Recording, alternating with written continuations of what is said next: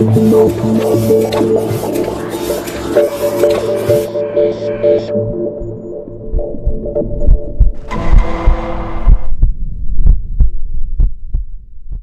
everyone, welcome to Truth in Neurons. I'm Ruby. And I'm Joff.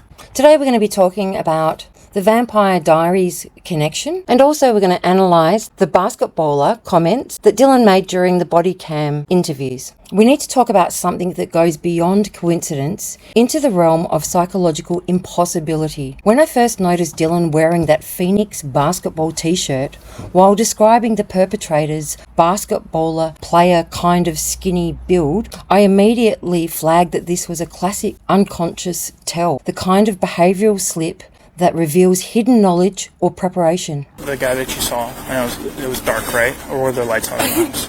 I think there were lights on in the house, I believe. Okay. I don't really know what he looked like because he had a mask, but he wasn't like super tall. How tall are you?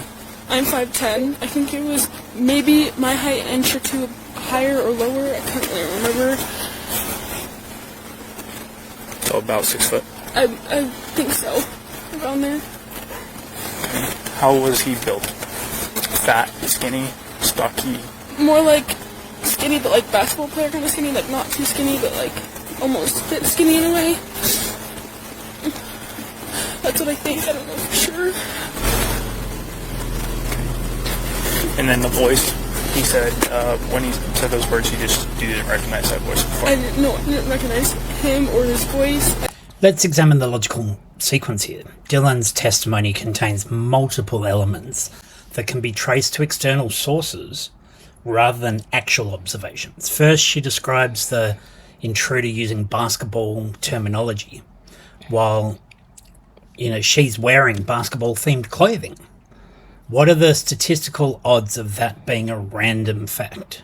I agree. From a psychological perspective, this represents what we call environmental priming.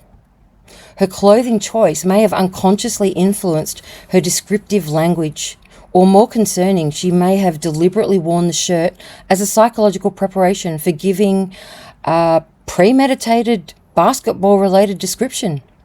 The human mind doesn't make these kinds of thematic connections by accident, especially under stress.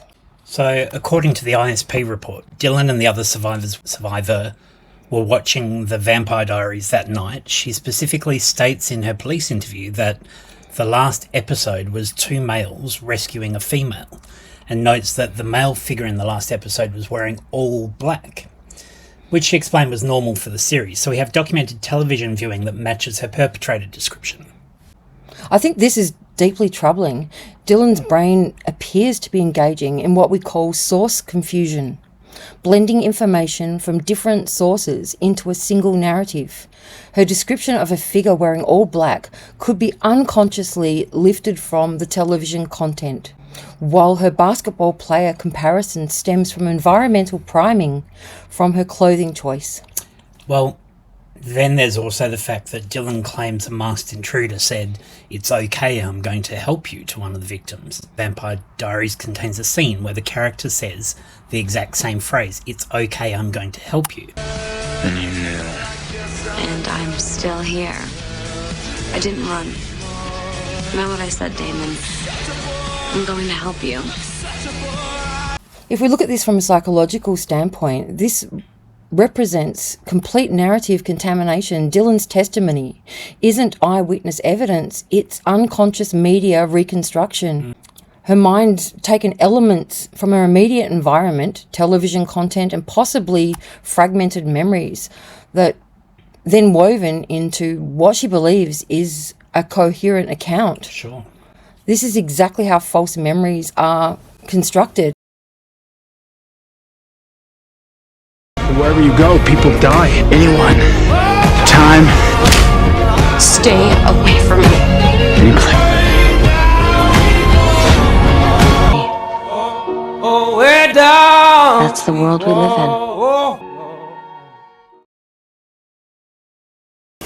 Okay, so you guys watching Vampire Diaries out in this the second level? Okay.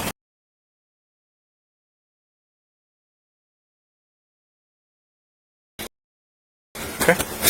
And then I heard her going to I think it was the bathroom, and I remember her sobbing, And I just remember hearing this guy's voice, and I didn't recognize saying, "You're gonna be okay, I'm gonna help you," but it wasn't like, I don't know how to explain it.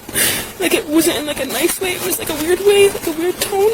Let's follow the logical chain. So Dylan's watching television featuring males in black clothing rescuing females. She wears basketball clothing, describes the perpetrator using basketball terminology while wearing that clothing, attributes dialogue to this figure that appears to come directly from the TV show. At what point does this stop being coincidence and become evidence of fabrication? That's all for today's episode of Truth and Neurons. If you found this analysis helpful, don't forget to like and subscribe. Leave a comment below with your thoughts on the ethics of media commentary in high-profile cases. Until next time, keep thinking critically and questioning everything. Cheers, bye!